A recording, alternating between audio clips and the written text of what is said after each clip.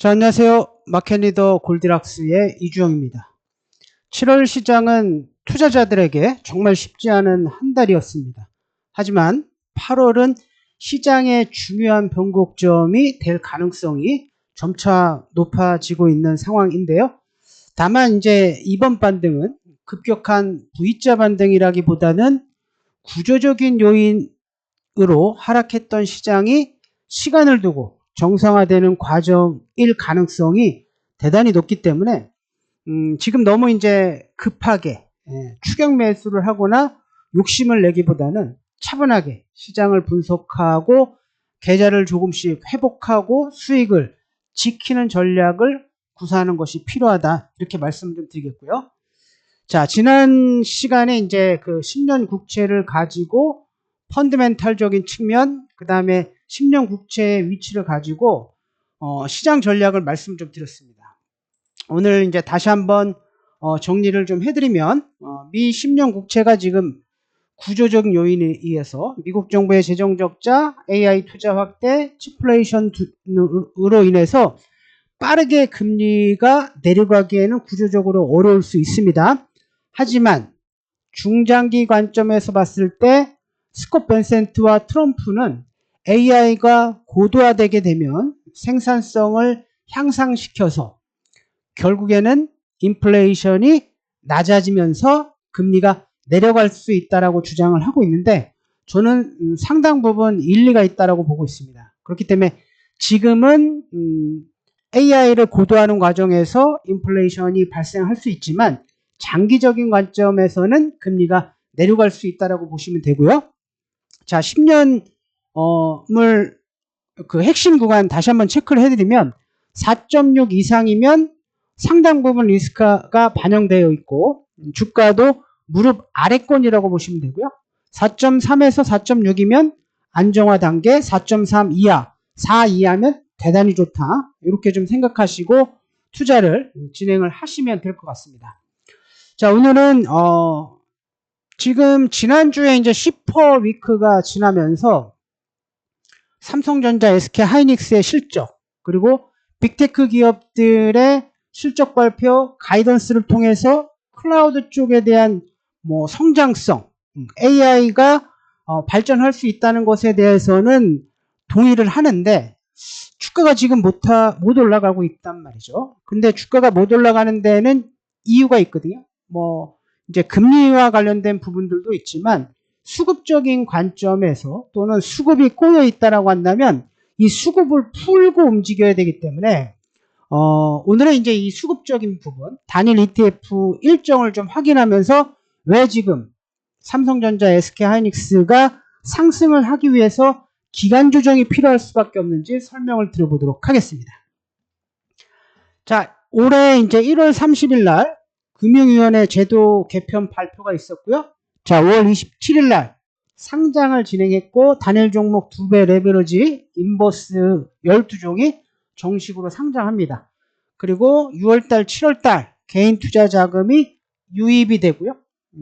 가격 변동성이 너무 컸기 때문에 7월 16일 날 금융당국의 긴급 보안 대책이 발표되고 7월 3일 날, 31일 날 핵심 수급 규제가 이루어지면서 나름대로의 어떤 디레버리징이 완료가 되는데, 자, 이러면서 이제 이런 과정 속에서 개인들의 수량이 대부분 고점에 물려 있는 상태거든요.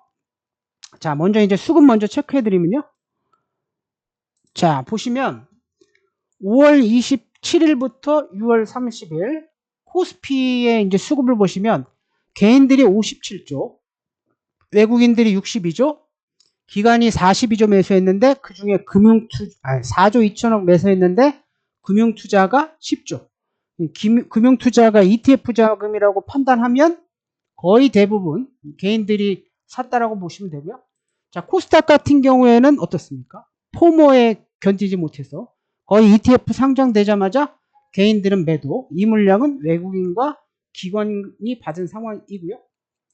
현재 시점으로 놓고 보더라도 지금 이제 개인들은 코스닥 순매도 1조 4천억, 이걸 기관과 외국인이 같이 받아놓은 상태.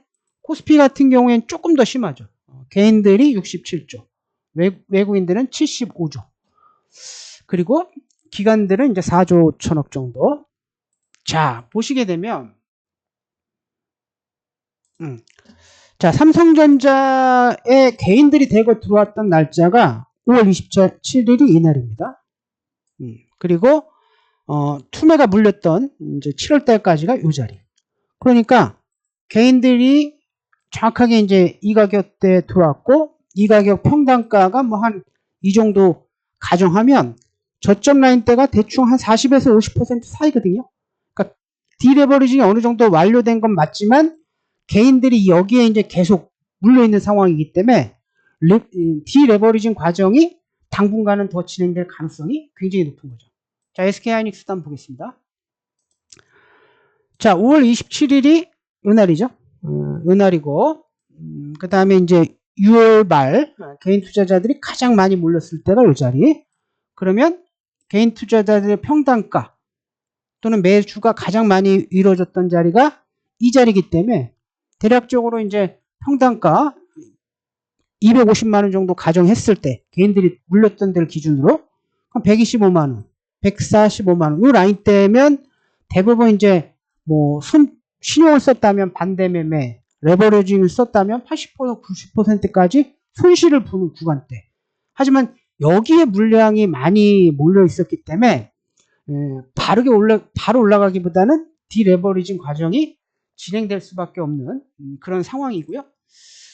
자, 수급 주체별로 한번 좀 보더라도 만약에 이제 전고점까지 돌파하게 된다면 당연히 이제 외국인 같은 경우에도 국내 비중을 추가적으로 줄일 가능성이 높고 국민연금 같은 경우에도 올해 이제 국내 비중이 14.9%에서 20.8%로 상향됐고 지금 SATA 조정을 통해서 국내 주식 상단이 28.8%까지 확대를 했고 만약에 이제 9,000선에 근접하게 되면 37조에서 74조 매도 압박이 진행되고 있는 상황이어서 국민연금도 이제 수급적으로는 부담스러운 자리 그리고 개인 투자 같은 경우에는 고점에 매수했고 디레버리징이 진행되는 과정에서 투자금 자체가 많이 약화된 상황이기 때문에 강력한 매수 주체로서 움직일 가능성은 굉장히 적다.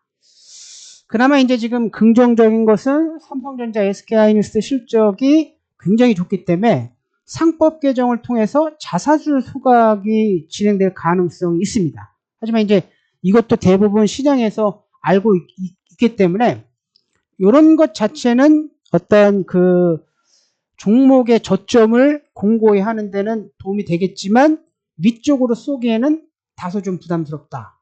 그러면 결론적으로 삼성전자와 SK하이닉스가 AI 사이클에 맞물려서 AI 산업이 학습에서 추론해서 AI 에이전트로해서 피지컬 AI로 넘어가는 과정에 있기 때문에 저는 이제 당연히 더 올라갈 수 있다라고 보고 있는데 지금 보시는 바와 같이 수급이 완전히 꼬여 있는 상황이기 때문에 당연히 빠르게 움직이기보다는 충분한 기간 조정과 가격 조정을 거쳐서 다시 올라갈 가능성이 있고 자 본격적인 상승을 보이기 위해서는 뭡니까? 외국인과 기관의 강력한 순매수가 이루어져야 되는데 기관과 외국인의 강력한 순매수가 이루어지기 위해서는 지난주에 어느 정도 이 AI에 대한 불확실성 특히 이제 캐펙스 투자 AI 수요에 대한 불확실성이 해소가 되었고 또 외국계 사모펀드 디레버리징 과정이 어느 정도 진행된 것은 확인했기 때문에 바닥은 확인이 되었지만 올라가기 위해서는 수익성 개선이 반드시 또 확인되어져야 된다. 그러니까 클라우드 쪽에서 수익이 나오는 거 또는 개인 또는 기업들이 AI를 훨씬 더 지금보다 많이 사용하고 있다는 것이 증명되기까지는 상당 부분 시간이 걸릴 수 있다. 하지만 올 하반기 내년으로 갈수록 이런 것이 구체화될 것이기 때문에 지금 매도할 필요는 없지만 급하게 위로 추격 매수할 필요는 없다. 이렇게 좀 정리해서 말씀을 좀 드려보도록 하겠습니다. 자, 그 다음에 자, 한 가지 제가 더 말씀 좀 드리고 싶은 게 수급을 보시면 아시겠지만 지금 코스닥 종목이 이번 하락에서 금리 인상 기대가 급격하게 진행되면서 주가 조정이 많이 나왔단 말이죠. 하지만 이제 바이오 종목 같은 경우에는 금리와의 상관관계가 굉장히 높고 특히 이제 베타 민감도가 높거든요. 이게 무슨 뜻이냐면 금리가 올라가는 사이클에서는 바이오 종목들이 훨씬 더 많이 하락을 하게 되고 금리가 하락하는 사이클에서는 기타 업종보다 훨씬 더 많이 올라가게 되는데 이번에 금리 불확실성이 커지면서 거의 대부분의 코스닥 바이오 종목들은 50%, 60%, 70%까지 하락을 한 상황이고 단순하게 하락을 하는 것에 그치지 않고 바이오 종목군 내에서는 올 하반기 내년도부터 본격적인 실적이 확인되어지는 매력적인 종목이 많음에도 불구하고 관련된 종목군들이 많이 하락했기 때문에 지금 이제 바이오를 들고 계신 투자자 분들 중에서 요걸 이제 매도해서 다른 데로 옮겨 가야 될까 이런 걸 고민하시는 투자자가 상당히 많으실 줄 아는데 그럴 필요 없다. 그리고 지금은 보유하고 있는 종목을 들고 계셔야 된다 이렇게 말씀 좀 드리겠고요. 자, 코스닥 차트 다시 한번 보겠습니다. 보시게 되면 코스닥이 5월 27일 날, 요 날이죠. 5월 27일 날 포모에 견디지 못하고 금리 불확실성이 커지면서 대부분의 투자자들이 코스닥을 패대기 치고 어디로 갔습니까? 삼전익스로 올라갔죠. 그러면서 대부분의 주식들이 50에서 70% 하락한 매력적인 가격에 위치하고 있는 상황이기 때문에 지금 관련된 종목을 매도할 이유는 전혀 없는 거죠. 자, 그 코스닥 내에서 이제 종목들 확인해 보시면요. 자, 대표적인 종목 알테오젠 바닥권에서 올라오고 있고요. 그 다음에 CDMO, ST팜 바닥 찍고 올라오고 있는 상황이고요. 그 다음에 이제 올릭스, 그 다음에 D&D 파마텍 이런 종목들 올라오고 있고요. 그 다음에 이제 삼양바이오팜, 그 다음에 로키텔스케어 이런 종목들도 바닥을 찍고 올라오고 있고 지금 보시는 바와 같이 고점 대비해서 70%, 많게는 80%까지 하락하는 매력 종목적인 종목들이 많기 때문에 이 베타라는 측면을 좀 고려했을 때 바이오 종목을 두고 계신 분들은 지금 그대로 보유하거나 오히려 눌림목을 준다라고 한다면 비중을 늘려보는 것도 좋은 선택이 될 수 있다. 이렇게 말씀드려보도록 하겠습니다. 자, 오늘은 8월 달부터 시장의 변곡이 나와줄 가능성이 높다라는 부분. 대신 이제 삼전익스 같은 경우에는 매력적이지만 수급이 좀 꼬여 있어서 기간 조정이 좀 필요하다는 부분. 그리고 그동안 낙폭이 과대했던 바이오 종목, 코스닥 내 바이오 종목 같은 경우에 가격적인 메리트에 있는 종목들이 많기 때문에 신규 매수를 고려하시는 부분 투자자라면 한 1, 2년 정도 금리가 4.3, 1%까지 4.3, 4%까지 정상화된다라는 가정하에서는 충분히 지금 투자가 가능하다. 이렇게 정리해서 설명을 들어보도록 하겠습니다. 자, 오늘 영상은 여기까지 하도록 하겠고요. 자, 오늘 영상이 도움이 되셨다 하시면 좋아요와 구독, 알람 설정 눌러주시고 여러분들의 응원이 영상 제작에 큰 도움이 됩니다. 자, 오늘 영상 여기서 마무리하도록 하겠습니다. 감사합니다.